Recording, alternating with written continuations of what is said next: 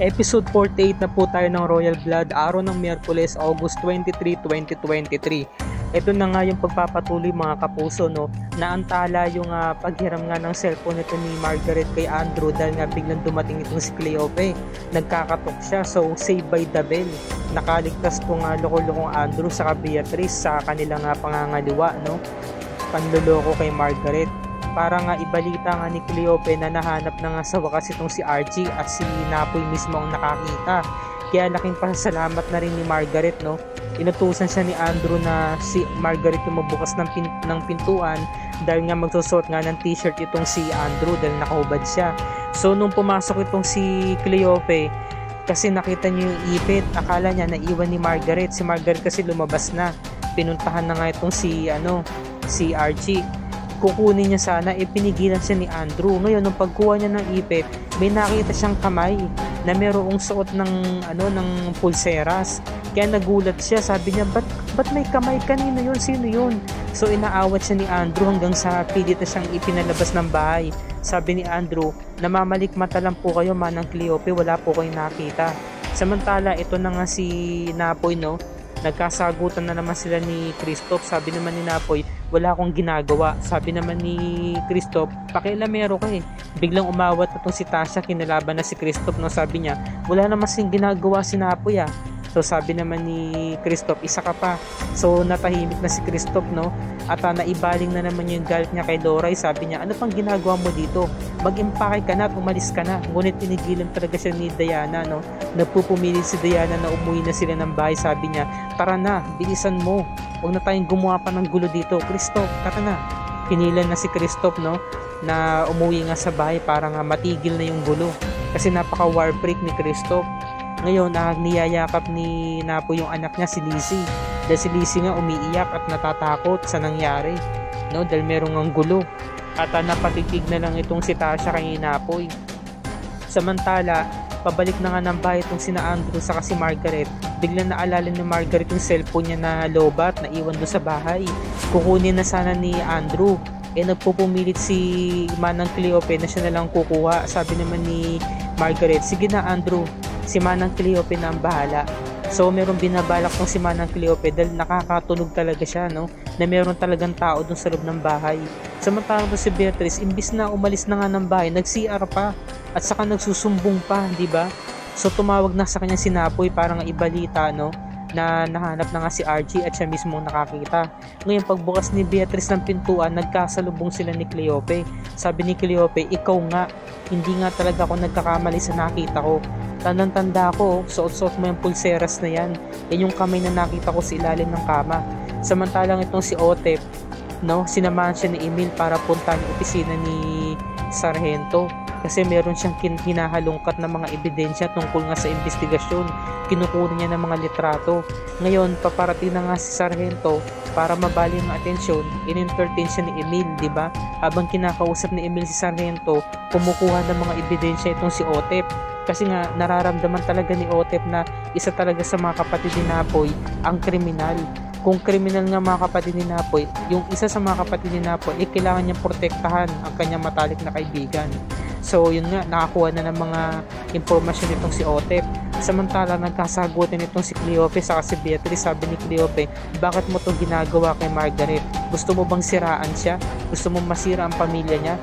Meron ba akong dapat na malaman, Beatrice? Sabi naman ni Beatrice, oo, meron kang dapat na malaman at yun ay ilugar ang sarili mo kung saan ka nararapat. Maid ka lamang, hindi ka dapat makipag-alam sa buhay at mga nangyayari ng mga amo mo. Kaya wala akong kukwento sa'yo dahil kararating ko lang talaga dito. Nag-CR lamang ako. So sabi naman ni Cleope, no, hindi ako naniniwala sa'yo. Huwag ka na magpalusot. Samantalang itong sinapoy, no, tinatawagin niya si Christoph, no, para nga kamustahin si Archie. Ngunit hindi naman ito sinasagot na Christoph kasi nga alam mo naman yun, di ba? Ayaw niya makipag-usap kay Napoy. Kaya tinawagan niya itong si Diana na kailang miss call na. Ngunit hinablot ito ni Tasha yung cellphone ni Napoy at tinanong niya bakit nga naman tinatawagan si Diana. Chinecheck niya yung mga text messages, baka meron silang combo. Sabi naman ni Napoy, wala kang makikita dyan. Never ako nag-chat sa kanya or nag-message sa kanya, puro miss call lang yan. Tinatawagan ko si Cristo para kamustahin si Archie, pero hindi ko siya matawagan kaya tinatawagan ko si Diana. Sabi naman ni Tasha, para saan pa, Napoy? Bakit mo siya gustong kausapin? At ang hata naman talaga sa mga titigan ninyo. Yung mga titig nyo para kayo nagliligawan. Halos pares ang titig nyo. Yung titig mo kay Diana at yung titig sa ni Diana, ganun din. Halos pares lang. May ibig sabihin. Kaya ako nagkakaganto, Napoy. Hindi ako magiselos ng walang dahilan. So nagtalo na naman sila. Kaya nangyari, lumabas na itong si Napoy. Kinuha niya na yung phone niya at nawalan na siya ng gana. Nagpaalam muna siya kay Lizzie. Hinalikan niya ito sa likod, di ba? Yan, no? Dahil nga lalabas muna siya at yung bata tulog na. Ngayon, nagmumuni-muni muna itong si Napoy at pupunta niya itong si Diana para nga kamustahin si Archie, no? Samantala, ito namang si Loida saka si Jenny nag-uusap sa may kusina. Pinag-uusapan nga nila na keso daw tulala daw itong si Manang Cleope at parang merong nakita, ngunit ayaw niya kasi sabihin, no? Kasi mukhang seryoso talaga yung yung nakita niya at nahuli sila ni Margaret. May karapatan din naman doon si Margaret bilang amo na kamustahin yung mga empleyado niya, diba? So sabi niya, ano ba yung pinag-uusapan ninyo? Pwede nyo namang ipagpatuloy. So napasalita na nga itong si Jenny na tulilay daw itong si Manang Cleope at mukhang meron tinatagong lihim tungkol nga sa natuklasan niya. So naalala ni Margaret yung mga nangyari kanina na parang may kakaiba nga sa mga kinikilos ni Manang Cleope. So nagsalita naman itong Loida, sabi niya siguro po baka po meron po talaga siyang nakita na hindi po dapat natin na malaman, no? Yun nga. So sabi naman ni Jenny, sino naman yun? Ewan ko. Nagbabalat pa naman sana itong si Jenny. Nandoon yung kutsilyo kaya kinuha agad to ni Margaret at bigla agad umalis, no? Inaawat siya ni na Loida sa kay Jenny ngunit para siyang walang naririnig dahil parang sinaniban na naman sa mga espiritu si Margaret at pupuntahan na nga niya si Cleope para alamin kung sino yung nakita nga, no, ni Cleope. Samantalang tong si Andrew pinapupunta sa bahay ni Beatrice kasi nga meron siyang gustong sabihin. Para sabihin nga ni Beatrice, no, na nahuli sila ni Cleope. Sabi naman ni Andrew, di ba nagpalusot ka naman? Sinabi mo na kararating mo lang doon sa bahay. Sabi naman ni Beatrice, hindi. Talagang nahuli niya ako. Nakita niya yung bracelet na suot-suot ko. Yung kamay na nakita niya doon sa kama ay halos pares lang. Ngayon habang nag-uusap sila, nakatingin itong si Cleope, nagmamasid at nagsumbong nga itong si Beatrice kay Andrew na binabantayan daw siya ni Cleope buong maghapon simula nung nahuli siya kanina. Ngayon chinecheck niya sa mga cellphone kung meron pa ba itong naisisave na videos, conversations and mga photos. Sabi naman ni Andrew, kahit i-check mo pa, binura ko na lahat, wala ka na makikita dyan. So sabi naman ni Beatrice, o sige na, umalis ka na. Sige na, baka may makakita pa sa atin. Hindi nila alam, nagmamasid itong si Cleope at kitang-kita yung kanilang pagtatagpo mismo sa bahay ni Beatrice. Huling-huli na sila sa akto. Ngayon, nung pag-alis ni Andrew, nakasulyap pa ito sa labas ng pintuan si Beatrice, papasok na sana sa loob. Biglang nag-ring yung cellphone ni Cleope, may tumatawag sa kanya, wrong timing. Nahuli si Cleope. Dapat ang ginawa na lang ni Cleope, kinuna niya ng mga pictures, no, para meron siyang ebidensya. So, anong nangyari? Cleope, anong ginagawa mo dito? So, trabaho mo ba talaga na manmanan ako buong maghapon? So, sabi naman ni Cleope, no, bistado ka na, Beatrice. Talagang gagawin mo to para siraan si Margaret? Ha? So, sabi naman ni Beatrice, no, ano bang ginagawa mo dito, ha? Gusto mo bang masira ang pamilya Royales, ang pinakapaborito mong pamilya? Kapag isinuplong mo kay Margaret, masisira ang pamilya niya, magkakasira kami. Papatayin niya ako. Ang sabi ni Cleope, no, binalaan niya si Beatrice na isusumbong kita kay Margaret. Umalis na si Cleope, no, at nagmamadali sa kanyang paglakad, ngunit hinabol siya ni Beatrice. Samantala ang mga bata nagtatalo, no, dahil nga gusto nga ligawan ng kaklase ni Louie si Anne. Sabi naman ng babae ni Sophie, gusto mo ba talaga yung babae yun? Napaka-cheap nun. So inawat sila ni Tasha, sabi niya, o mga bata, huwag kayong mag-away So sabi nung kaklase ni Louie, okay lang ako, no, ma'am. So iniwan na sila ni Tasha, sinaway lang sila para hindi na sila mag-away kasi nakita ni Tasha si Napoy na nasa labas at merong pupuntahan. Ngayon pinuntahan ni Napoy itong si Diana at ito nasa garden nag-aayos ng mga bulaklak. Inalam niya, kinamusta niya kalagayan nito. Sabi niya, okay na ba kayo ni Christoph? Sabi naman ni Diana, hindi pa kami nagkakausap mula nung nangyari yung kanina. Pero wag kang mag-alala, marunong naman akong lumaban. Sabi naman ni Napoy, hindi lahat ng lumalaban ay nananalo. May mga pagkakataon na natatalo rin ito. Diana, para sabihin ko sa iyo, kung may problema ka, nandito lang ako. Kausapin mo lang ako, puntahan mo lang ako. Dadamayan kita, no? So narinig nila si Loray, no? Merong kausap yung darling niya. Masaya na si Loray. So baka kasi sila mahuli kaya sila nagtatago sa may damuhan. Ngayon, yung pag-atras ni Diana, dahil nakatalikod siya, natapakan niya, no? Natapilok siya, natapakan niya yung paa ni Napoy, kaya pareho silang natumba. No? Sobrang kilig moments to, mga kapuso. Gusto ko sanang magkabalikan sina Diana sa si Napoy, no? Once na malaman niya na anak niya si Archie, malay natin baka anak niya nga talaga si Archie, diba? So sila lang dapat talagang magkatuluyan. Samantala, papunta nga sa chapel itong si Cleope para nga hanapin si Margaret, at itutuloy niya talaga yung pagsusumbong niya kay Margaret, no? Isusuplong niya talaga yung kabalbalan na ginagawa niya na Beatrice sa ni Andrew. Inaawat pa rin siya ni Beatrice. Sabi nga ni Beatrice, kapag ginawa mo to, masisira ang pamilya namin. Maaati mo ba yun na meron ka masisirang pamilya? Cleope, huwag mo na itong sabihin pa, no? Ito yung pinagkakaingat-ingatan kong lihim na wag na sana mabunyag. Tinapos na namin ang nangyayari sa amin ni Andrew, kaya wala nang dahilan para isuplong mo pa kami. Nakikiusap siya, no? Ngunit palaban talaga si Cleope. Samantala, bigla na nga talaga dumating itong si Margaret at nahanap na nga niya sa wakas itong si Cleope. Nagre-rage siya sa galit, no? Sobrang galit na galit siya at umiiyak sa sobrang sama ng loob. Sabi niya, Cleope, sabihin mo sa akin sinong nakita mo dun sa bahay kanina, no? Samantalang ito si Diana sa si Napoy, nagkamabutihan na sila ng loob, no? Nanumbalik muli yung init, yung pagmamahal na kanilang nararamdaman sa bawat isa. Dahil nga mahal pa rin nila yung isa't isa, di ba? So ang nag-first move si Diana, kinalikan niya si Napoy, naku, patay na. Samantalang ito na, nagkakagulo na. Pinagpipilitan ni Margaret, no, na sabihin ni Cleope dahil makakapatay daw siya ngayong gabi. So nakikiusap si Cleope, nangangatog siya, sabi niya, anak, please, pakiusap, ibigay mo sa akin ang kutsilyo, huminahon ka. Hindi ako hihinahon, Cleope, sabihin mo na sa akin totoo. So no choice na si Cleope, sabi niya, sige na, sabihin ko na, pero ibigay mo sa akin ang kutsilyo. Samantalang to si Beatrice nakikiramdam, no? Nagsalita na rin si Beatrice, sabi niya, sige na Margaret, ibigay mo na kay Cleope ang kutsilyo, huwag mo tong gawin. Samantala, dumating na rin si Andrew, sabi niya, Han, ano nangyari dito? Sabi ni Margaret, ikaw, sino yung kasama mo kanina, no? So nagsalita na nga itong si Cleope, sabi niya, Margaret, si Omar. Sabi naman ni Margaret, no, Omar? Anong ginagawa niya doon kanina? Sabi ni Cleope, no, si Omar yung nakita ko kanina kasi doon niya kinakatagpo yung maid, yung babae niya, no?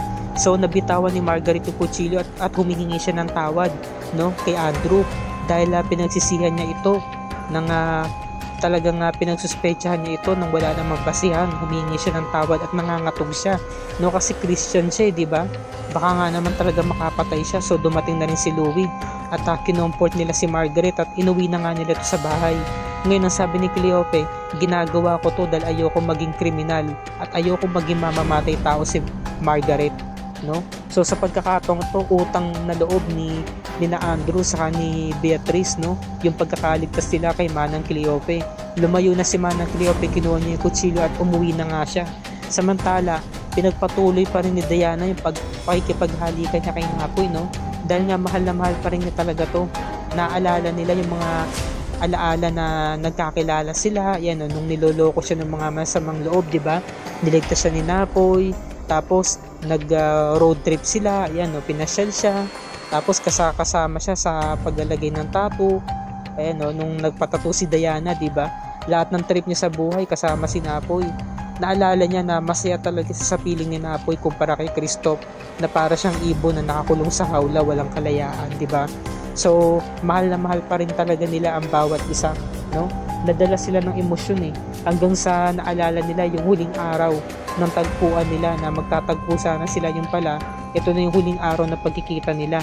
Tapos makalipas ang ilang taon, di ba, nagkita uli sila ni Napoy. Nagulat si Napoy, iba na itsura ni Diana, iba na rin ang estado niya sa buhay. Mayaman na, ang laki na ng pinagbago niya, di ba? So sabi naman ni Napoy, lagi mo lang iisipin na nandito pa rin ako na kaibigan mo na nagmamalasakit sa'yo. Ito yun sinabi niyang yun may care pa rin talaga si Napoy kay Diana, no? Kasi nga may pinagsamaan sila hanggang sa nakita nga ni Napoy si Archie, nagyakapan sila parang isang mag-anak, di ba? So bigla na lamang tumayo itong si Diana, ganun din si Napoy. Sabi niya, pasensya na, hindi ko sinasadya, sabi ni Diana. Sabi naman ni Napoy, kalimutan na lang natin nangyari, tama? Kasi nga nadala sila ng emosyon Yung pala paparating na tong si Tasha, no? At binigyan ng malakas sa sampal tong si Diana. Ito naman si Diana, lumaban din, sinampal din si Tasha. Sabi niya, kasalanan mo naman kasi ikaw ang nauna sorry. So sabi naman ni Tasha, no, ano ba kasing ginagawa niyo dito? Napoy, paano kayo nagkita ni Diana, ha? Sabihin mo nga sa akin. Sabi naman ni Diana, no, nagkita lang kami ni Napoy kasi gusto kong magpasalamat sa kanya. Nagpasalamat lang ako sa kanya dahil hindi ko to nasabi sa kanya kanina nung nakita niya si Archie, no? So sabi naman ni Napoy, tama ang sinabi ni Diana. So bigla nang umalis tong si Diana, iniwan na nga sila, no? Buti na lamang talaga hindi na naaktuhan ni Tasha yung paghahalikan nilang dalawa, no? Nakita niya nag-uusap na rin yung dalawa na nakatayo na. Sabi naman ni Napoy, wag mo na kasing bigyan ng mali siya yung mga bagay-bagay. Nakipagkita lang talaga ako kay Diana kasi gusto niya magpasalamat sa akin. Wala akong ginagawang masama, wala kaming ginagawang mali. So niyakap niya si Tasha, no, hanggang sa tumawag na nga tong si Beatrice, no? Hihingi ng tulong niyan, hihingi ng comfort niya sa kuya niya, kaya tumawag to si Beatrice. At dito na po nagtatapos ang review and recap natin para sa gabing ito. Bukas mga kapuso, naku, kaabang-abang talaga, sobrang ganda nito. Episode 49. Papalapit na talaga tayo, no, sa tingin ko matatapos itong Royal Blood kasi gumagawa na ng investigasyon nitong sina Otep saka si Emil nang hindi alam ni Napoy. Nagsasarili sila ng investigasyon di ba? So, meron kasing nakalap na investigasyon nitong si Emil saka si Otep. So, hindi natin alam kung ano yun. Hindi kasi to alam ni Napoy So, gusto nila kasi maging parte ng investigasyon nitong si Napoy. Gusto nilang magbalik ito, di ba? Si Napoy nga ayaw na nga niyang pasukin ng pag-iimbestiga dahil para saan pa, di ba? Naparito siya para ayusin ang gusot ng pamilya, hindi na para imbestigahan pa kung sinong pumatay sa ama nila dahil tapos na, nangyari na, namatay na si Gustavo, di ba? Pero nagpupumilit pa rin itong sina Otep saka si Emil. Samantala, ito na mga komprontasyon na naman, itong walang tigil na pag-aaway at bangayan nito ni Diana sa ni Tasha, nasundan na naman. Inaalam ni Tasha kung meron ba silang nakaraan ni Napoy kasi tama yung kutob niya hanggang sa nasampal siya ni Diana, no? Lalaban sana to si Tasha, ngunit hindi siya nakaobra. Buti nga sa'yo, Tasha. Samantalang tong si Margaret, no? Tama rin yung kutob niya. Hinuhuli niya si Beatrice, tinanong niya kung ikaw ba ang kabit ni Andrew. So malalaman natin to mga kapuso kung masisiwalat na ba yung mga lihim na tinatago ng bawat karakter dito sa Royal Blood. Ito yung dapat natin pakatutukan bukas, araw ng Huwebes, August 24, 2023. At dito na po nagtatapos ang aking review and recap para sa gabing ito. Maraming salamat po sa inyong panonood mga kapuso. At kung bago ka pa lamang sa aking channel, please like this video at i-share mo na rin ito sa iyong social media platforms. I-hit mo na rin ang subscribe button with notification bell icon para lagi ka updated sa mga episode ng Royal Blood and other GMA shows tulad nito.